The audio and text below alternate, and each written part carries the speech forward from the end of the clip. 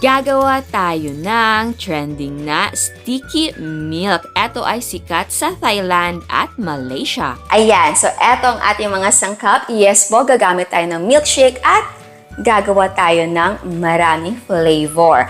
At dahil nga maraming flavor ang gagawin natin, so ang sukat na gagawin natin ay pang isang baso. Pero syempre kung gusto nyo ng pang negosyo talaga, gusto nyo gumawa para marami talagang, yung kagaya ng mga binibenta na isang jar, pwede naman ganun. Kagaya nito, 1 kilo ang isa nito. So, syempre, maglalagay tayo ng tama din na sukat ng condensed milk dito sa ating 1 kilogram na milkshake. Okay, sige, maglalagay din ako ng measurements para sa 1 kilo ng ating milkshake. And, eto ang gagamitin natin na whipped cream powder.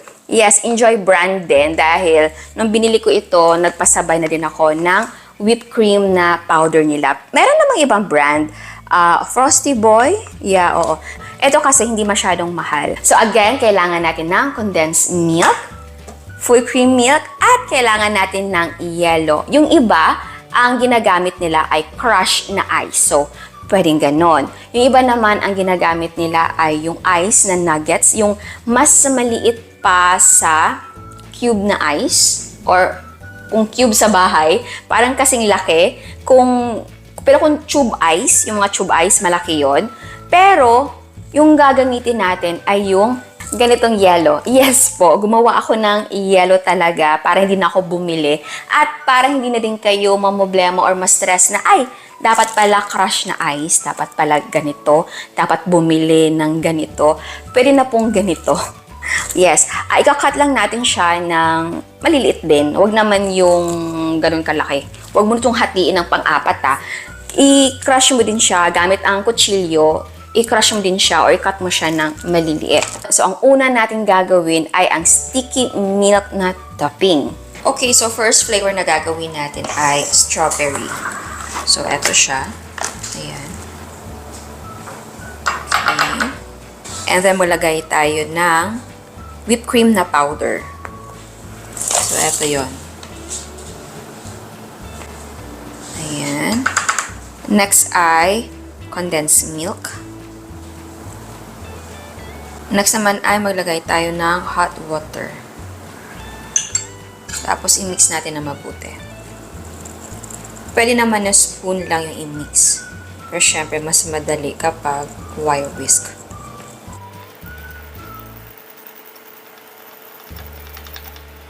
And, ayan. Okay, sa akin dito, yung kulay ng strawberry ay matingkad. Hindi ko lang alam bakit dyan sa inyo. Hindi. Ay, sa camera.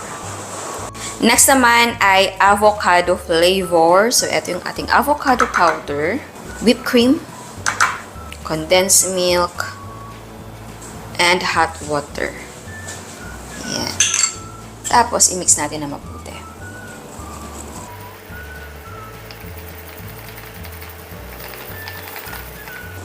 Ayan. Okay. Next naman ay ube. Ayan.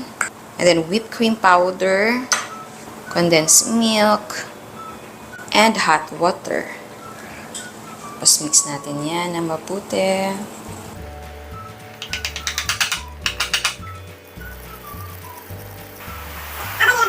Okay, next naman ay cookies and cream. Nagyan natin ng whipped cream powder, condensed milk, tapos ang ating hot water. And then, mix natin yan ng mabuti. And, eto na siya. Okay, next ay mango.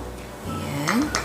And again, whipped cream, condensed milk, and hot water. And, mix natin ng mabuti. Okay, next flavor ay choco fudge. Whipped cream powder and yung ating condensed milk at konting hot water. And then, i-mix natin na mabuti.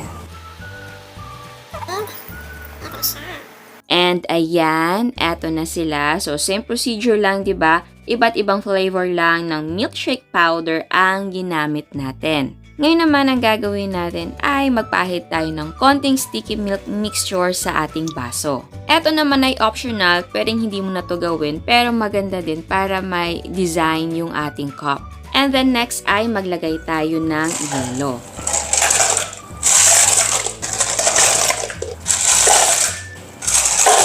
Sunod naman ay maglagay tayo ng ating full cream milk. So maglagay tayo hanggang sa guhit ng ating baso or mga 110 ml lang. And then ilagay na natin ang ating sticky milk sa ibabaw.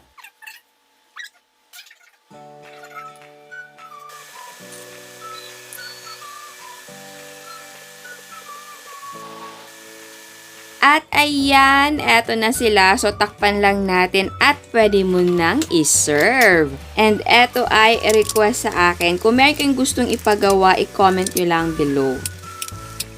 Ayan, so tikman na natin. So, ang gusto kong tikman ay yung ating strawberry dahil gumawa ako ng kalahati ng recipe nung ating sticky milk or yung ginawa nating pang toppings. Para ma-compare natin ang lasa kung okay lang ba na kalahati ng recipe yung gagawin or mas okay kung yung full recipe ang gagawin natin. Okay, eto na muna unahin natin yung half ng recipe ng ating sticky milk.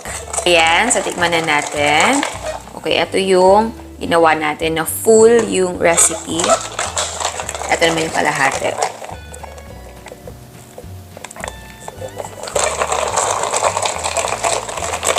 Okay.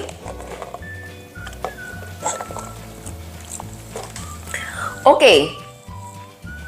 Kung familiar kayo sa fruit milk or yung ginawa natin before na naglalagay tayo ng prutas dun sa ating gatas, ilalagay ko sa description box para alam niyo yung ibig kong sabihin. Parang ganun siya. Milky, tapos malalasahan mo din yung flavor na inilagay.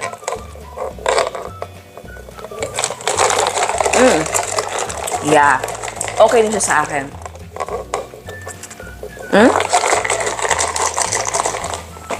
Yun nga lang, may nakakain ba akong mga buo-buo ng ating topping dahil nga hindi ko natunaw totally. Pero yeah. Okay. Next to. Ayun. Ayan siya. Okay, hindi ko din na tunaw totally yung ating sticky milk. Okay. So, tikman na natin.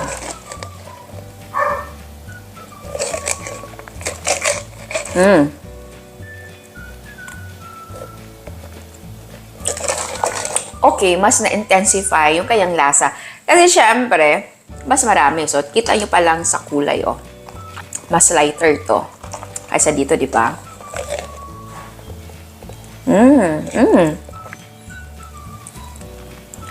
Alam nyo, I think, hindi talaga siya totally tinutunaw. Dahil kapag nagsisip ka, may nasasamang buo na sticky milk. So, mas fun siyang inumin.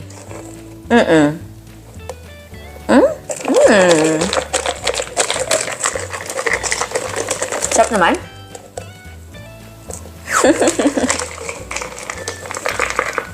Okay. So, tikman nyo. So, sa ginawa natin, ngayon naman na lumipat ako dito, parang mas gusto ko to. Dahil talagang mas ano yung lasa. Nung ito yung una ko ininom, mas lasa yung gatas. Very light lang yung lasa nung strawberry niya. Pero eto talagang, yeah. Okay. Okay. Nasa inyo yun, ha? Pero okay sa akin to. Okay naman din sa akin to. Pero yun nga, lighter version siya. Pero yes. And alam nyo, di ba yung iba, kung mag-serve sila, yung dome na gamit nila, malaki yung butas. Tapos, dyan la binubuhos yung sticky milk na topping. As in, parang punong-puno to dito. So, pwedeng ganun din. Hanap kayo ng ganun na packaging at yun ang gamitin nyo. Eto naman, okay na din. Yung lasa, patok na sa akin. And kung gusto niyo ng ibang flavor, dahil nga, limited lang yung meron ako. Actually, may vanilla, leche flan, and buko ako na milkshake. Hindi ko na sinali. Meron pang ibang flavor yung enjoy. Na gusto ko sana meron tayo yung caramel macchiato, coffee crumble, cappuccino. Yun ang kulang sa atin. Gusto ko sana meron tayo. Pero okay na din sa akin yung mga flavors natin. And kung gusto nyo yung... May version kasi isa nito naglalagay sila ng tapioca pearls. Pero parang may milk tea yun na powder. So, meron din sa Enjoy nun yung milk tea powder nila. Pwedeng yun ang gamitin nyo din. Like yung red velvet nila. Ano pa bang mga flavors? May winter melon, di ba? Yun din, meron silang cookies and cream. So, pwedeng ganon. Ilalagay ko sa description box yung link ng online kung saan ako nag-order nito. Pero i-check nyo din sa palengke ninyo or sa grocery or sa mga baking shop. Baka meron dyan sa inyo. Pero in fairness ng strawberry nila, gusto ko. Gusto nyo tikim pa tayo ng isa. Chocolate? Ube? Or cookies and cream? Gusto nyo ube? Sige, tikim tayo ng ube. Ayan. Okay, ayan. So, tikman natin.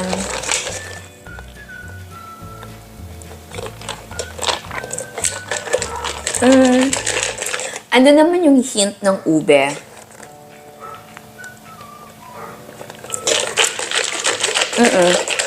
Kung mahilig ka sa ube, may mako-comment ka sa lasa ng ube. Pero hindi naman siya pangit na lasa. Parang sort of kulang for me. Pero walang problema. Okay lang siya sa akin. Sa kanila kasi, may nakita ako na nakapack na ginamit nila. Sticky milk talaga yung nakalagay. So parang nalagyan lang siguro yun na water para makreate nila yung topping. Yung milkshake na powder ng Enjoy ay pwede talaga. No joke, pwede talaga siya. So, kung gusto nyo na ibang brand, okay naman. So, ayan. Sana nagustuhan nyo ang recipe natin ngayon. Ciao! Okay, eto naman ang measurements kung 1 kilogram ng milkshake powder ang gagawin. At kung gusto nyo tanggalin si whipped cream powder ay pwede naman. Mag-experiment lang kayo kung okay sa inyo ang lasa and texture kung wala si whipped cream powder. And yes po, sa gamit ko na measurements dun sa ating pangbaso or itong pang 1 kilo natin, ay pwede yung ibahin or pwede kayong mag-adjust sa preferred nyo na lasa and texture. Ito ay 16 ounce, so pwede mo ibenta ng 60 pesos or depende yan sa costing na gagawin nyo. And again, sa mga hindi pa nakasubscribe, please subscribe sa ating YouTube channel and please click the notification bell and please click all para ma-notify kayo sa lahat ng uploads. And please don't forget to like our Facebook page and follow us on Instagram. Thank you!